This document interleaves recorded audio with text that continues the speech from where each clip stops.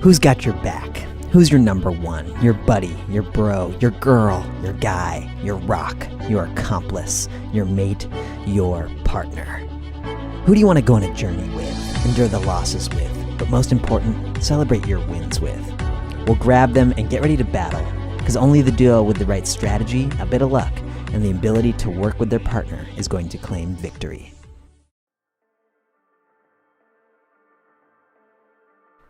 Partners is a 4-player game played in teams of 2. You will win together or you will lose together. Partners sit diagonal from each other.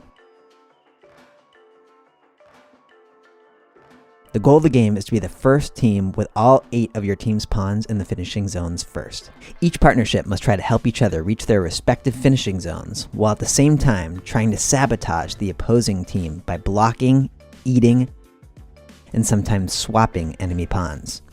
Each round, you will use the cards dealt to you to move your pawns out of the home base, around the board, and eventually into the finishing zones. One player will start as the dealer. Each player's deal consists of 3 rounds. In each of the rounds, the dealer deals 4 cards to each player. Then each player will look at their hand and choose 1 card to swap with their partner face down. This decision will become increasingly strategical as the game progresses. Then play begins with the player to the left of the dealer playing a card face up and taking the action specified on that card.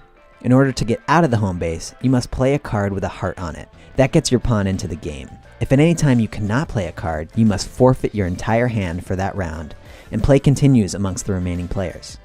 Once all the cards are discarded, the dealer will begin the second round by dealing another 4 cards to each player, and the process will begin again.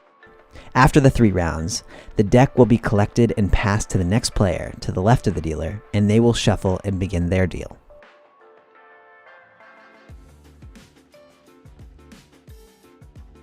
Once you have a pawn out of the home base and into the heart space, you can move your pawn according to the numbers on each card. The heart spaces do not count when you are traveling around the board, so 5 moves you 1, 2, 3, 4, 5. There are some cards with 2 options, in which case you can choose one of the 2 options. For example, the Heart 13 card can either be played as a heart, or can be played to move a piece 13 spaces. There are a few noteworthy special cards. The -4 card allows you to move backwards 4 spaces. This can be extremely useful for moving a pawn directly into position from the heart space, rather than traveling all the way around the board. The 7x1 card allows you to move a total of 7 spaces. You can do that with 1 pawn or multiple pawns. So you can move 1 pawn 7 spaces, or for example, you can move 1 pawn 4 spaces and another 3 spaces. Finally, the pawn swap allows you to swap any 2 pawns that are on the numbered spaces. The only exception to that is if somebody has 2 or more pawns on 1 number space. Then their pawns cannot be swapped. Pawns in the home base, the heart space, and the finishing zones are safe from swappage. And remember, you don't have to swap your color with this move, and you don't have to have any of your pieces in play to be able to use this card. For example, if I am green, I can swap blue and yellow in this case. This card is an absolute game changer, so use it wisely.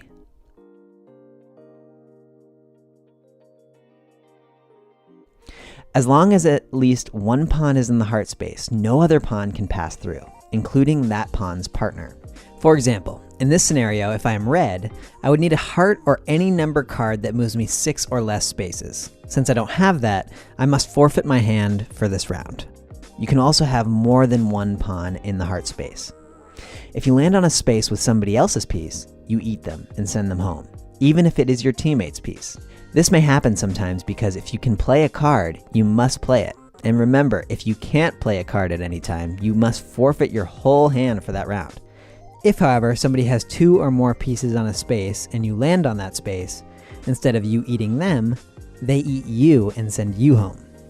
You must not discuss any strategy with your partner throughout the game. You can't express what card you would want or what play you would want them to make. Your partner must intuit that on their own and make their own decisions. Once you get a pawn to the innermost bubble space, that pawn is locked, and then you are looking to fill and lock the next innermost bubble.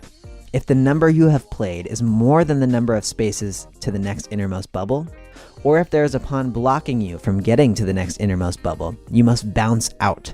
So for example, in this setup, if I only had a 9 left to play, I would have 2 options. The first option is the following movement: 1, 2, 3, 4, 5, 6, 7, 8, 9. The second option is the following movement: 1, 2, 3, 4, 5, 6, 7, 8, 9.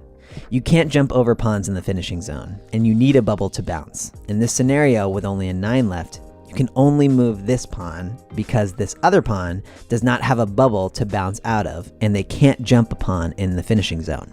Once you fill your finishing zone, you then use your cards to move your partner's pieces. Now there are 2 players moving one color's pieces to try to finish out the game.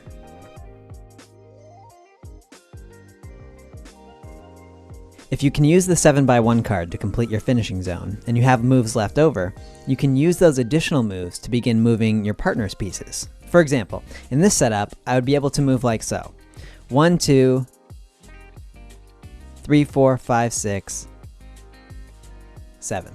In order to end the game, you must play a card that uses the exact amount on the card to land your piece in the last finishing zone bubble.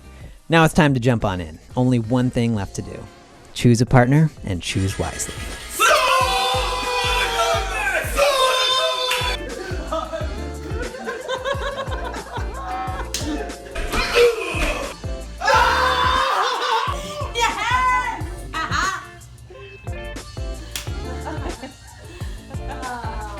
Oh, you sweep it